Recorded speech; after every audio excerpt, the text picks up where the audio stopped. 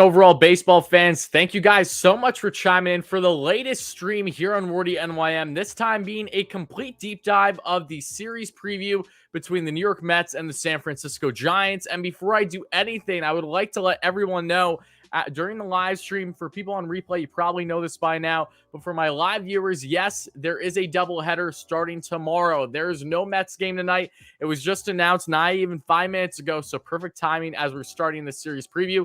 Nothing changes in really what we have to discuss other than if we see a different pitching matchup for tomorrow's 2 starts, but I have a feeling that it's still going to be game 1, Miguel versus Cobb, and game 2, that being Scherzer versus Webb, just short in innings, of course. Actually, I don't even know. Are we still doing 7-inning doubleheaders or the full 9 innings? Let me know in the chat because I may have forgotten that. But either way, we'll be breaking down everything that there is to know about this series. That, again, starts tomorrow, April 19th, this Tuesday. So I want to give a big shout out to everyone first chiming in the live stream.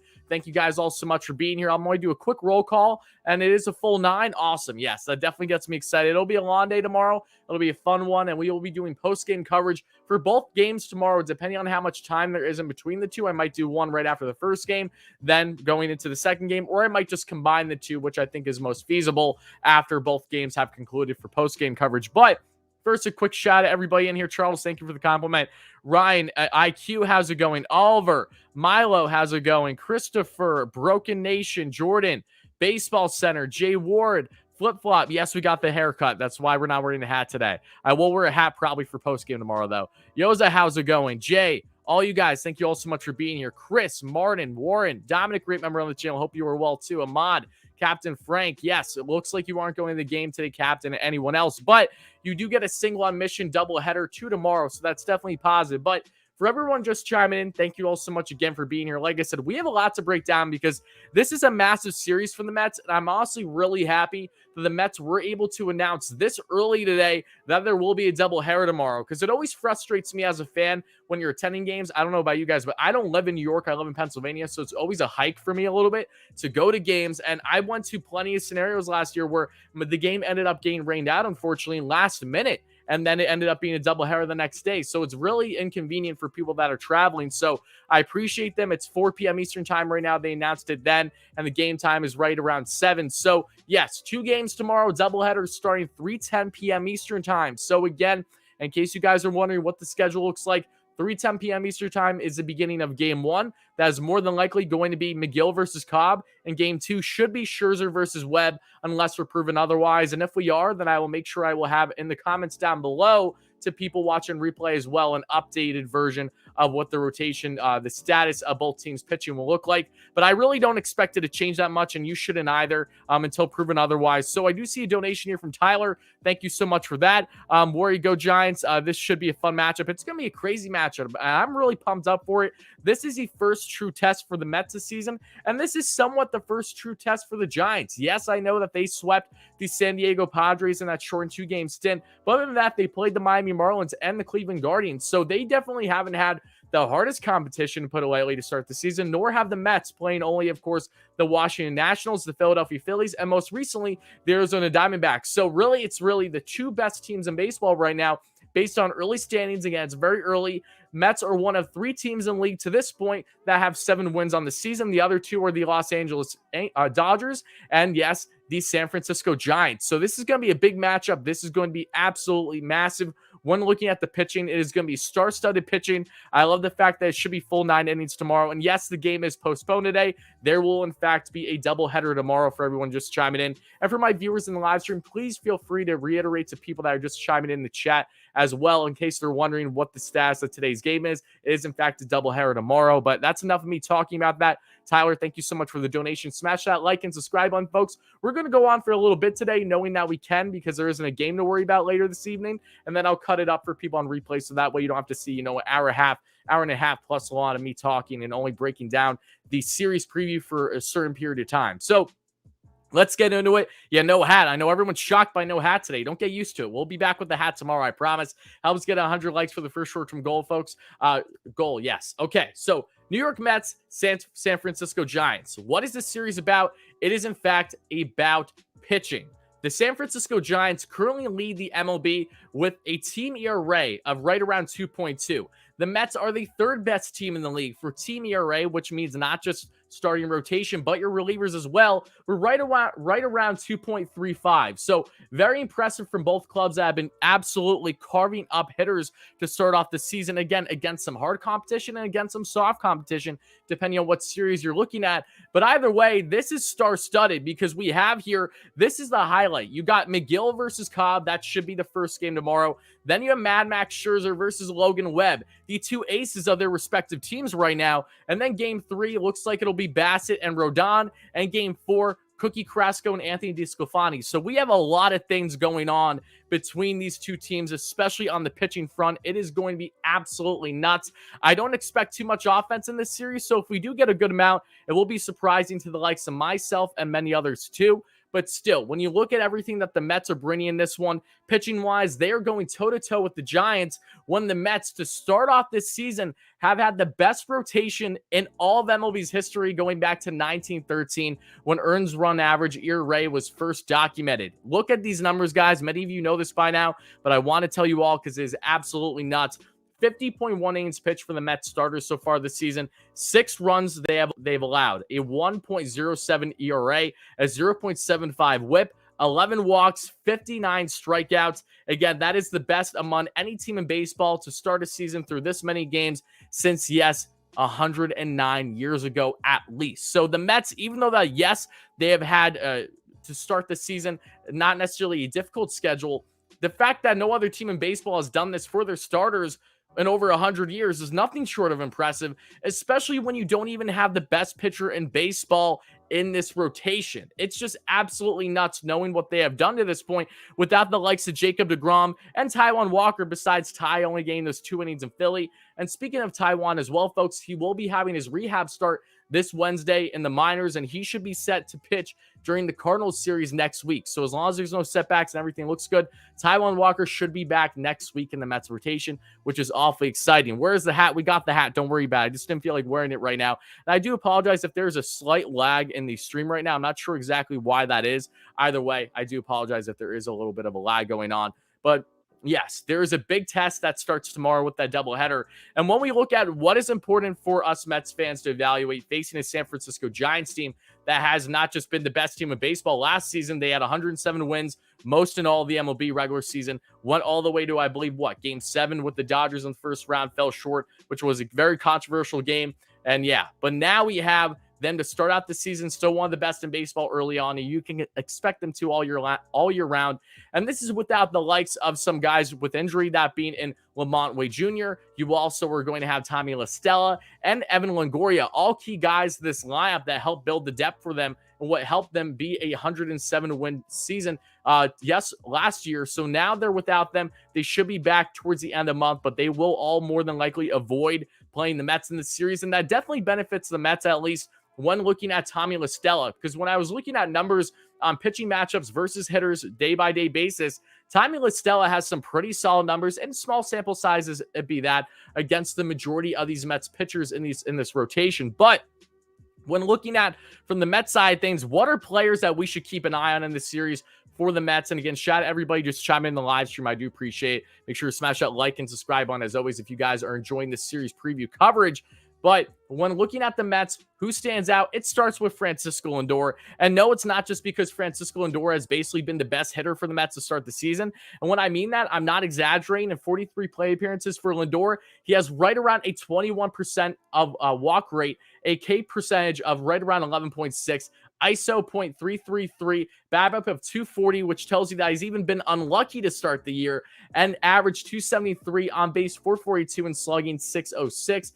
Weighted OBA 456, WRC plus just under 200. Just unbelievably strong numbers for Lindor to start the season. And what makes this even better, given the pitching matchups against the San Francisco Giants team, is the fact that for the most part, Lindor has had really good numbers in his career against the majority of these pitchers. If you're looking at starting off with Alex Cobb, who should be pitching 1 of 2 games tomorrow in the doubleheader, Lindor in only 8 play appearances. Again, it's a very small sample size, but still, it is important to acknowledge 375 average and a 750 OPS. when you look at his numbers against Carlos Rodon in his career, I would like to emphasize that this is against Carlos Rodon prior to last season. I don't believe that the Mets played the White Sox once last year. If I'm wrong, let me know, but I don't believe that was the case. Either way, Lendore during his time in Cleveland definitely had the number on Rodon prior to Rodon having a Cy Young caliber season last year, besides his injuries that made his season fall short of winning the award. Either way, Lendore in 35 plate appearances versus Carlos Rodon, who's one of the best pitchers in baseball to start this season, a 313 average and a 947 OPS. So he knows Carlos very well. That lefty-righty matchup will definitely benefit Lendore, and I think he's going to have a big game in that one against Carlos Rodon with Chris Bassett on the mound for the Mets. And then Mets stats versus DeSclafani. Who stands out the most? It is once again Francisco Lendore. Lendore in 12 plate appearances. Again, small sample size, I'm well aware, but it's still important to acknowledge how they have done in either a couple games or a lot of games versus these respective pitchers.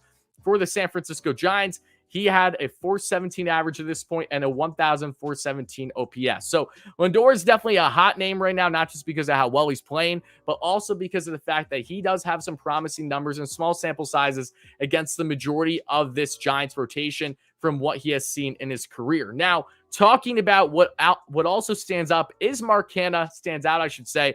In case you guys aren't aware, Mark Canha is still on the COVID list for the Mets, but there is a very strong chance that he will play, if not the entirety of this series, then the majority of it. And tonight's game being postponed means that's another day that can get him closer to back in the lineup. So it wouldn't be outlandish at all if we do see Canha back starting that doubleheader tomorrow. And Mark Canha does have some very promising numbers against some of these pitchers for the Giants, in particular against Logan Webb, the 25-year-old stud who really broke out last year for the Giants, was a stud in playoffs for them in that first round against the Dodgers, and he has been off to a tremendous start this season as well. But Canha, who had 9 plate appearances against Webb last year during his time with the Oakland A's, had himself a 429 average and a 1,842 OPS. So he slugged really, really well against Logan Webb last year, and hopefully that transitions in this series should he get a chance to match up against him coming off of the COVID list, whenever that's going to be. And also against Carlos Rodon. Again, Canha did get to see Rodon plenty last year,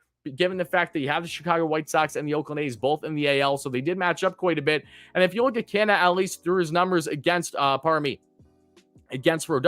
this is through 8 plate appearances, but still a 286 average and a 1,393 OPS. So a couple guys to keep in mind. Don't get me wrong, we can definitely see this entire Mets lineup do a great job this series. But if we're basing things on individual pitching matchups, what does stand out to me a little bit more than others is the likes of Lendore, Canha, and even Nimmo, should Nimmo get back, because he just has had a tremendous start to the season, over 200 WRC plus. Again, it's only through not even 10 games, but it's still important knowing how well Nimmo has played up until he got on the COVID list. And there are plenty others too. Starling Marte, small sample sizes, has some very good numbers against, I would say, at least 2 out of the 4 pitchers that the Mets will be seeing of the starting rotation for the Giants. Others not so much. And then when looking at the Giants, there are a lot of hitters that you definitely need to keep in mind. And yes, I did see that Tony Watson retired. For people wondering, why didn't the Mets pick up Tony Watson in the offseason? The veteran southpaw would have been a nice fit for the pen prior to getting Joely Rodriguez and/or, yes, Chasen Shreve. Well, Tony Watson did retire. He was contemplating retirement for a little bit. This is not all that surprising to see that happen. I'm wishing him the best in his retirement. No less, had a very strong career. But for the Mets, who are they matching up with? Who stands out offensively for the San Francisco Giants? It is multiple guys, even without the likes of La Stella, Longoria, or Wade to worry about more than likely in this series. You have to look at Brandon Belt. He starts out. Brandon Belt, of course, he had a 2-home run game in Citi Field against Tyler McGill last season, and roughly a 2,500 OPS against him in a very small sample size, be it that, but still, Brandon Belt definitely got the upper hand on McGill. McGill, however, is not the same pitcher that he was even last season, so you got to keep that in mind. I expect McGill to do some great things this year for sure, continuing after what he has done, which has been nothing short of an amazing start to the season for the big 6'7" right-hander with so much velo on that fastball, so much velo on the changeup too, just so nasty. But other than Brandon Belt, I went with Jock Pearson, and don't get me wrong, I'm looking at other guys too, whether that be the likes of Wilmer Flores or potentially Taro Estrada, who has really stepped up, getting more playing time with injuries for the Giants this year. But I got Jock Pearson in here solely because of the fact that he's just absolutely raking to start the season. And yes, for people chiming in right now, the game is postponed tonight. It will be a doubleheader starting at 3:10 p.m. Eastern time tomorrow for everyone just chiming in. So just so you know, in case you're unaware. But Going back to Jock Peterson, he has been off to a tremendous start this season in 24 player appearances for the Giants. Yes, he has a low walk rate and he has a 25% K rate, so not striking out terribly at all in comparison to Joey Bart that we'll be getting to in a second.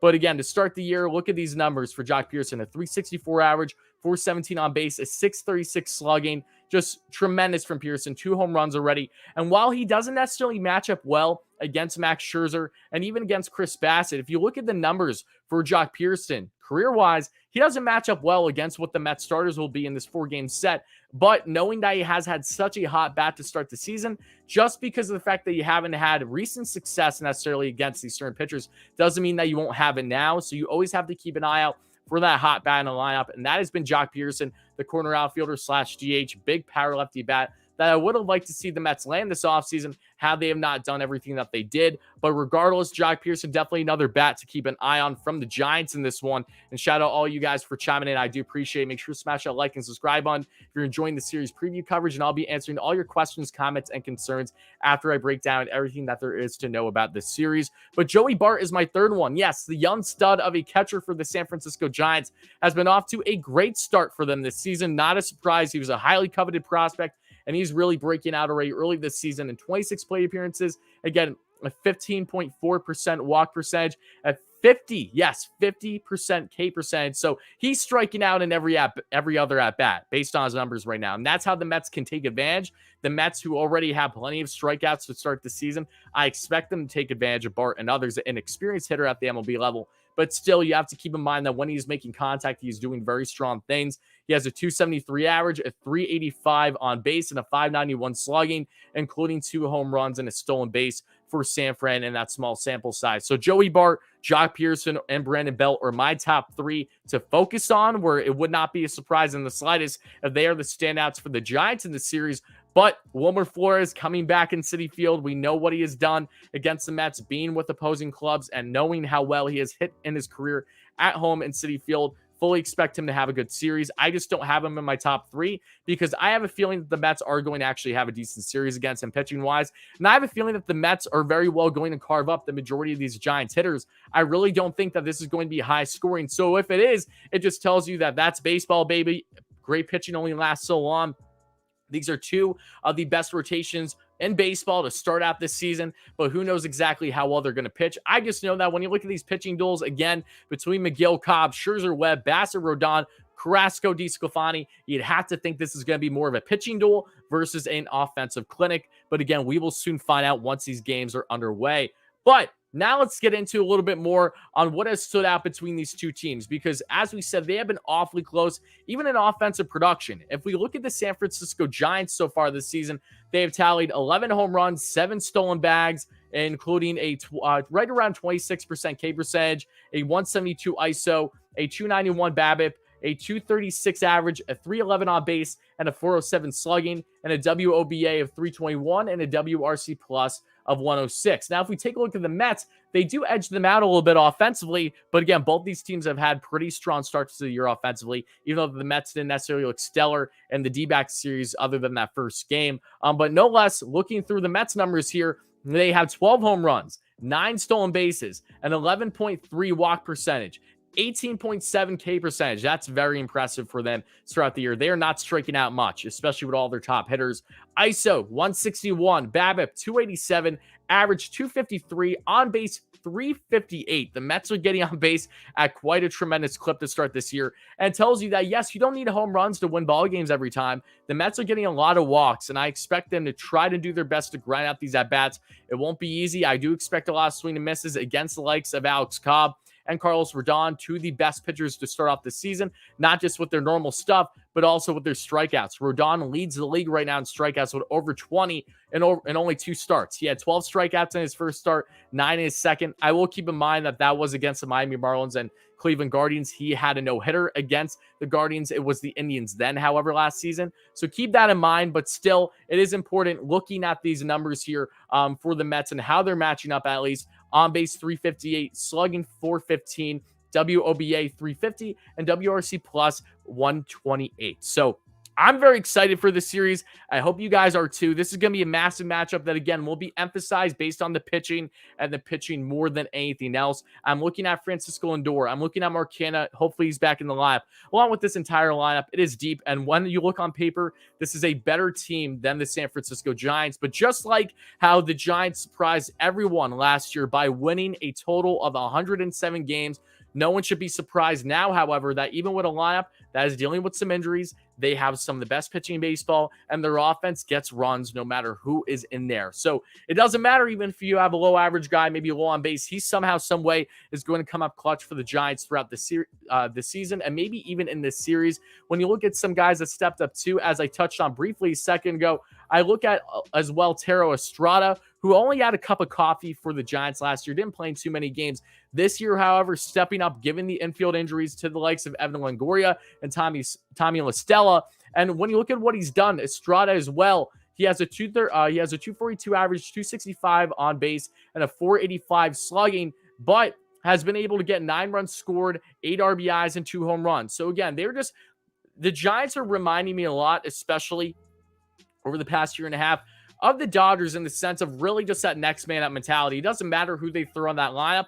Anyone that's coming up through their system, or even that they pick up, say, off waivers, just exceeds expectations for them. And I fully expect to see more of that throughout with the Giants throughout the season, and you should too. Again, this is going to be a tremendous matchup. I'm so excited to watch it, especially that doubleheader. Mad Max and Tyler McGill potentially pitching on the same day. I mean, that's must-see TV, baby. And like I said, we'll be doing post-game coverage for that doubleheader, probably once the entire doubleheader is done. I feel if I do it after the first game, there might not be enough of a gap to really get proper viewership and for people to really want to watch that, because at the end of the day, that second game will have more of a feel than the first game, because we're all used to short-term memory and what most recently happened. So depending on if that's a win or a loss will dictate a lot. Either way, stay tuned for those post games. For all my viewers on replay, which is none of you guys, I will be cutting things off here. So I hope you guys enjoyed the content. For my viewers on live, I will be answering all your questions, comments, and concerns now. So I'll be gaining that. But for my viewers on replay, make sure to smash that like and subscribe on. Help us get to a couple hundred likes. Always appreciate it. Help us get to 15K subs. And stay tuned for post-game coverage every single game this week on the channel, along with an in-game live stream coming. I don't know exactly when yet. Hopefully at some point in this Giants series.